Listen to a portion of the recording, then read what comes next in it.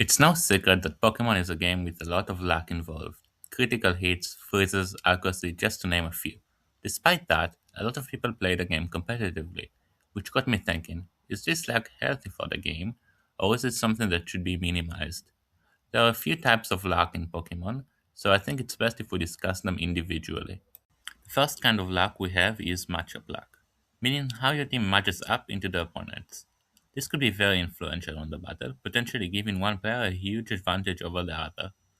It's especially relevant in Stall and some kinds of hyper offenses, as those archetypes are so called matchup fishy, meaning they have very inconsistent matchup spread. Matchup luck stems from the freedom players have in team building, letting them choose their team's strengths and weaknesses.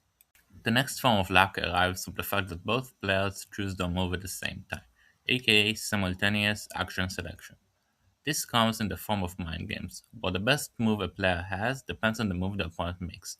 Although usually players have a mid-ground play, a play that minimizes risk, in certain situations that play does not exist, forcing the players to engage in 50-50s where there aren't any safe moves. Despite 50-50s usually being associated with prediction, a lot of them come down to pure luck as both players know each other's options exactly. So far, all the forms of luck we discussed stem from Pokemon's core mechanics, the ones that make Pokemon the game it is. But that is not true for the last form of luck. That is the so-called move luck, which is everything that can happen when you use a move. This includes things like secondary effects, critical hits, accuracy, and even abilities like Flame Body. This is the form of luck you're probably thinking of when you hear about luck in Pokemon.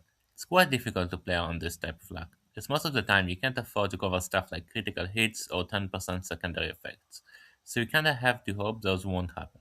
In my opinion, this form of luck is the most toxic, as it's not associated with any of the game's mechanics. For example, accuracy.